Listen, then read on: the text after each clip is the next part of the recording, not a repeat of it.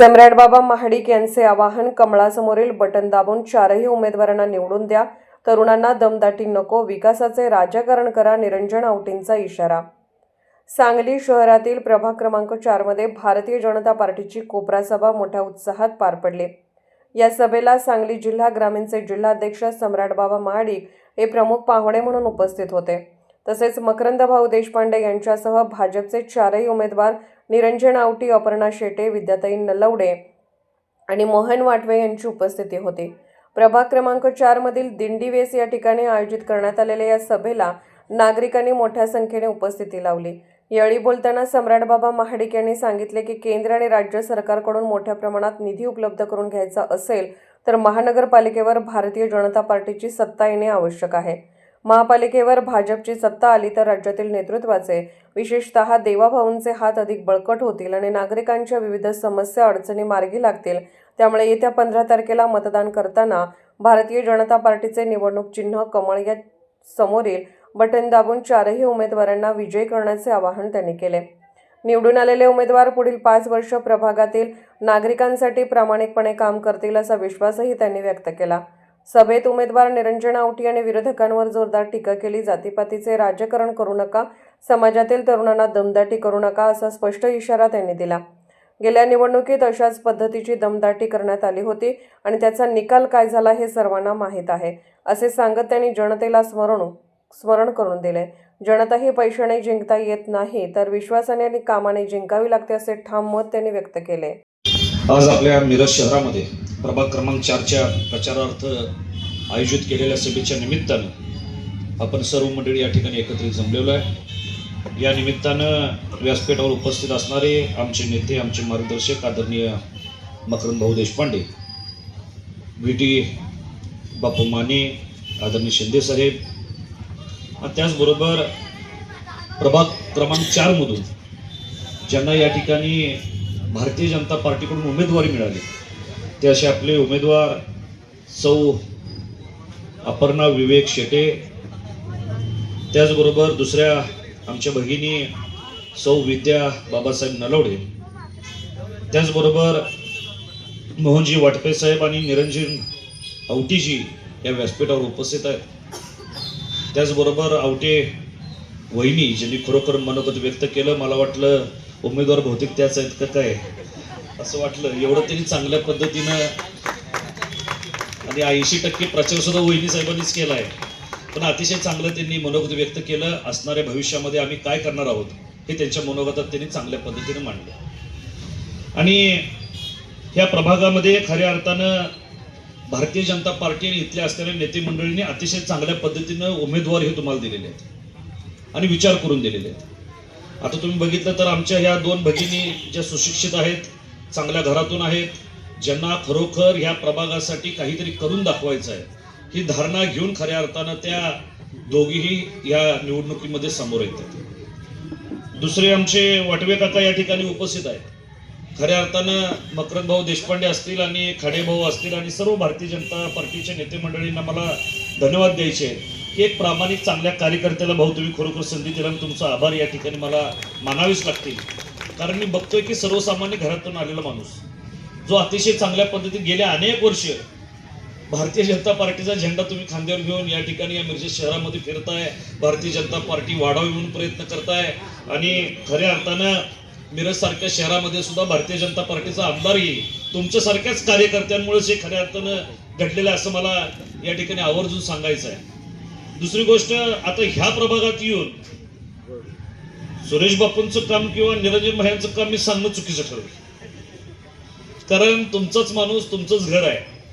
मी पूर्वीपासून आमचे वडील नानासाहेब महाडिक आणि बापूंचे अतिशय घरोब्याचे सण, त्यावेळीपासून बापू आमच्या घरी यायचे, नानासाहेबांच्या बरोबर मी यांच्या घरी जायचो आणि जरी वेगळा पक्ष असला तरी संबंध चांगले होते.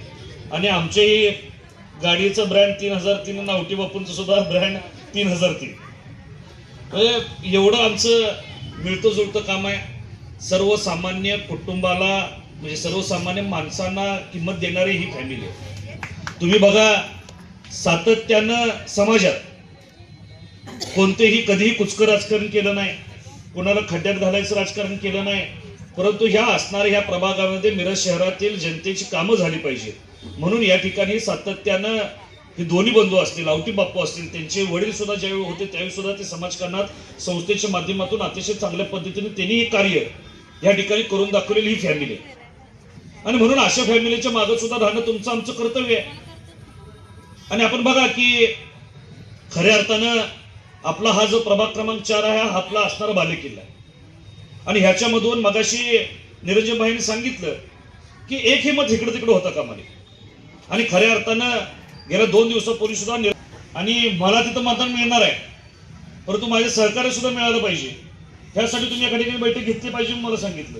आणि खऱ्या अर्थानं त्यांची धारणा बघा किंवा त्यांनी त्यांच्या मनोगतात सुद्धा ते सांगितलं की जर मला एक वेळ एक मत कमी पडू दे पण माझ्या सहकार्याने जर कमी पडलं तर तो आमचा अपमान असणार आहे. ही धारणा असणार ही लोक आहेत. म्हणजे पुढं जाताना एकटं जायचं नाही, माझे सहकारी माझे सवंगडी सुद्धा माझ्या बरोबर पुढे आले पाहिजेत. आणि ते खरं आहे. मला सांगा आज जर समजा ह्या 4 पैकी 2 निवडून आले, 2 विरोधातले निवडून आले, आता भारतीय जनता पार्टीचा झेंडा 100% या महापालिकेवर फडकणार आहे बंधूंनो भगिनींनो. परंतु त्या ठिकाणी लक्षात घ्या की निधी कोणाला येणार आहे? सत्तेमध्ये असणाऱ्या नगरसेवकांना जास्त निधी येतो साहजिकच. जर समजा इतर पक्षाचे निवडून आले तर त्यांना निधी येणार नाही. म्हणजे आपला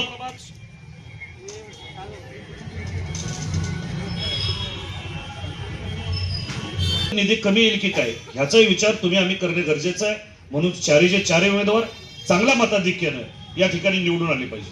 आपण बघा की गेल्या वेळेस भारतीय जनता पार्टीची आपली सत्ता आली, भैया तुम्ही निवडून आला, तुमचे बंधू निवडून आले, तुम्ही चांगल्या पदावर बसला, त्याचा फायदा कुठं झाला? आपल्या प्रभागाला झाला. आपण ह्या मिरज शहरामध्ये किंवा सांगली मिरज कुपवाड महापालिकेमध्ये जिथं काही प्रगती झाली, जिथं काही विकास कामं झाली त्यामधला अव्वल नंबरचा वार्ड आपला प्रभाग क्रमांक 4 आहे. कारण ही ह्या मंडळींनी इथं विकास कामं तुम्हाला चांगली. आणि मग या ठिकाणी बघा की भारतीय जनता पार्टी आज जसं आमच्या औटीवनी सांगितलं की केंद्रामध्ये आम्ही आहे, राज्यामध्ये आम्ही आहे. विकास कोण करू शकतं?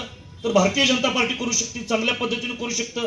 उद्या महापालिकेमध्ये काही विशिष्ट योजना राबवायच्या आहेत, चांगला विकास निधी पाहिजे, मिरज शहराला काहीतरी वेगळं करायचं आहे त्याला निधी पाहिजे. त्याला निधी कोण देऊ शकतं? केंद्र शासन देऊ शकतं. जिथं भारतीय जनता पार्टी सत्तेमध्ये या ठिकाणी महाराष्ट्र शासन देणार. महाराष्ट्रात सत्ता कोणाची? भारतीय जनता पार्टीचे. मुख्यमंत्री आदरणीय देवाभाऊ त्या ठिकाणी बसलेले आहेत. आपण बघतो की कित्येक वेगवेगळ्या योजना ह्या देशातील असणाऱ्या ह्या राज्यातील असणाऱ्या लोकांसाठी कल्याणाची योजना आदरणीय नरेंद्रजी मोदी साहेबांनी या ठिकाणी राबवलेल्या आहेत, आदरणीय देवाभाऊंनी राबवलेले आहेत. असे कित्येक योजना आहेत, सांगायला गेलं तर बरंच आहे. आपण बघा मुख्यमंत्री माझी लाडकी बहीण योजना चांगल्या पद्धतीने प्रबळपणे सुरू आहे. आता आमच्या इथं बसलेल्या भगिनींना ती माहिती आहे की पूर्वी असं होतं की एखाद्या योजनेचा लाभ घ्यायचं म्हटलं तर 10 वेळा अधिकाऱ्यांच्या पाया पडायचं, 10 वेळा नेते मंडळींच्या पाया पडायचं. आज मला सांगा लाडक्या बहिणीनं सुद्धा थेट तुमच्या खात्यावर पैसा जमा होतो का? नाही सांगा. का तुम्हाला कुठल्या पोटऱ्याच्या पाया पडावं लागतं? कुठल्या अधिकाऱ्याच्या दारात जावं लागतं? टेबलाच्या खालनं वरनं काही द्यावं लागतं का? अजिबात द्यावं लागत नाही. थेट तुमच्या खात्यावर पैसा. ही भारतीय जनता पार्टीची योजना आहे. पूर्वी आपण बघायचो केंद्रातून 1 रुपया आला की 10 पैसे खालीपर्यंत पोहोचायचे, परंतु आता असं राहिलं नाही. आदरणीय नरेंद्रजी मोदी साहेबांनी सांगितलं की जो माझा लाभार्थी आहे थेट त्याच्या खात्यावर पैसे थेट मिळालं पाहिजे. मग त्यामध्ये तुम्ही मुस्लिम बघू नका, हिंदू बघू नका, ख्रिश्चन बघू नका, असणाऱ्या लोकांना जास्तीत जास्त देशातील ह्या फायदा झाला पाहिजे ही धारणा ह्या लोकांची आहे. अशा कित्येक योजना राबलेल्या आपण बघतो. आपण बघा आज आरोग्याची सुद्धा काळजी आज तुमची नरेंद्रजी मोदी साहेब करतायत की माझ्या गरीब घरातील कुटुंबाकडे जर एखादा कोण आजारी पडला तर त्याला कर्ज काढावं लागतं, घर विकावं लागतं, जमीन जुमला विकावं लागतं. ही परिस्थिती निर्माण होते, आपण पाहतोय. आणि म्हणून अशा सुद्धा कुटुंबासाठी 5 लाख रुपयाचं तुम्हाला सुरक्षा कवच आदरणीय मोदीजींनी दिलेलं आहे. म्हणजे एखादं मोठं ऑपरेशन असेल तरी चिंता करण्याची गरज नाही, अशी परिस्थिती आहे. बघा की कित्येक कोटी लोकांना मोफत धान्य आज आपण या देशामध्ये देतोय. आपण बघितलं तर या देशातील प्रत्येक घरातील व्यक्ती हाच मोदीजींचा लाभार्थी आहे. आपल्या आज विरोधात सुद्धा आपले जे मोदीजींना मतं देऊ नका म्हणून सांगतायत तेही मोदीजींचे लाभार्थी आहेत. मला सांगा कोरोनाच्या काळामध्ये आपण बघितलं की जगामध्ये कोरोनाची लस एकतर मिळत नव्हती. ज्यावेळेस लसीकरण सुरू झालं त्यावेळी विकत लसीकरण घ्यावं लागत होतं अनेक देशामध्ये. पण आपल्या देशामध्ये काय झालं मोफत लसीकरण झालं, कुणालाही 1 रुपया देण्याची गरज लागली नाही, कुठेही कमतरता भासली नाही, कुठं तुटवडा निर्माण झाला नाही. म्हणजे बघा, प्रत्येक घरामध्ये आज मोदीजींचा लाभार्थी आहे. असे कित्येक योजना, PM किसान योजना थेट तुमच्या शेतकऱ्यांच्या खात्यावर पैसा जमा होतोय. महिला सक्षम झाल्या पाहिजेत म्हणून त्यांच्यासाठी वेगवेगळ्या योजना राज्य शासन राबवते, केंद्र शासन राबवते.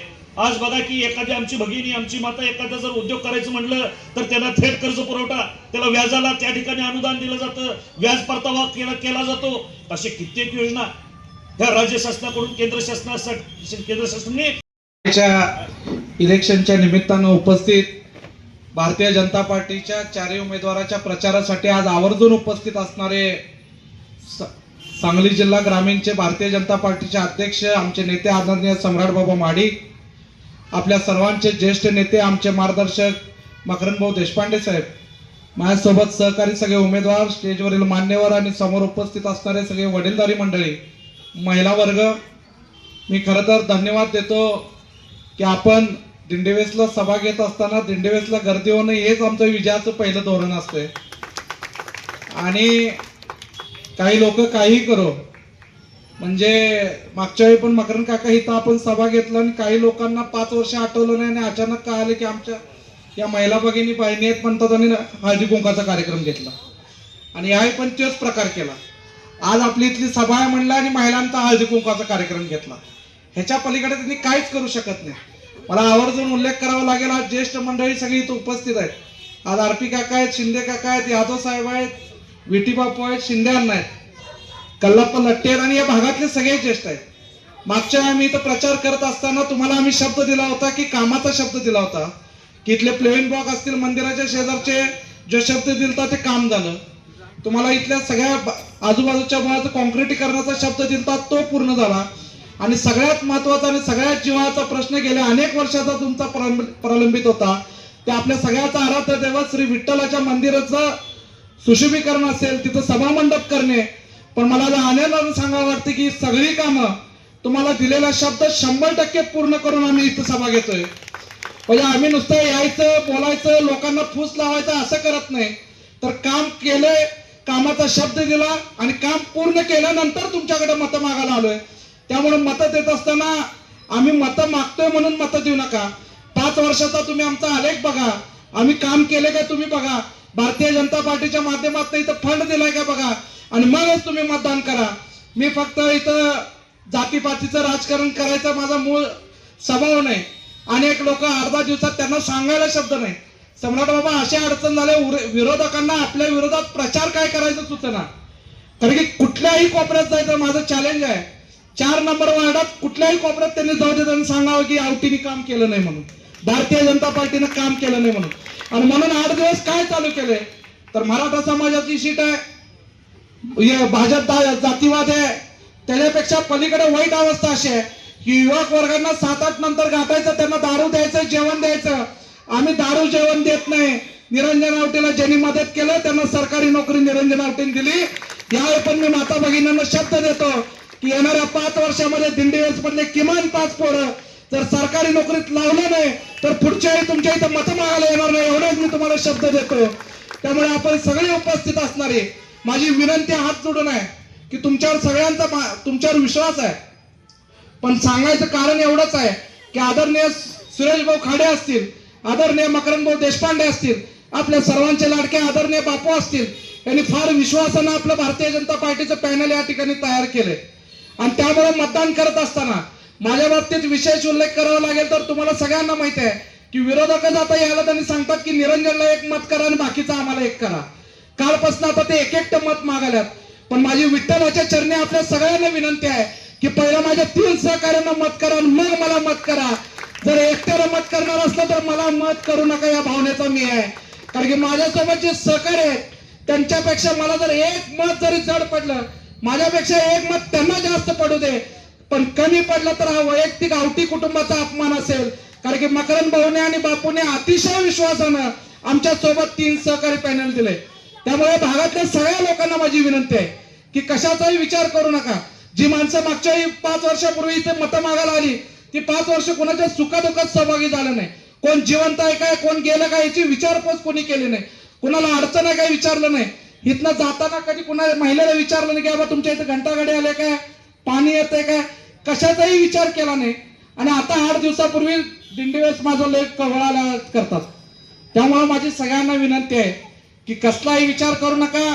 माझी युवा वर्गाला विनंती आहे, इथले युवक वर्ग माझ्या समोरच्या पार्टीचं काम करतायत, पण त्यांची पण अडचण अशी झाली आहे की 5 वर्ष आम्ही त्यांचं काम केलंय, त्यांनी सांगेल ते काम या भागात केलंय, पण नाविलाज असतं त्यांनी त्या भागाचं काम करतायत, त्या लोकांचं काम करतात, मला अडचण नाही.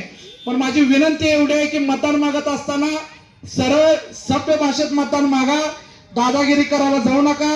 मागच्या वेळी तुम्ही दादागिरी केल्यानंतर काय अंगलट आले तुम्हाला माहित आहे.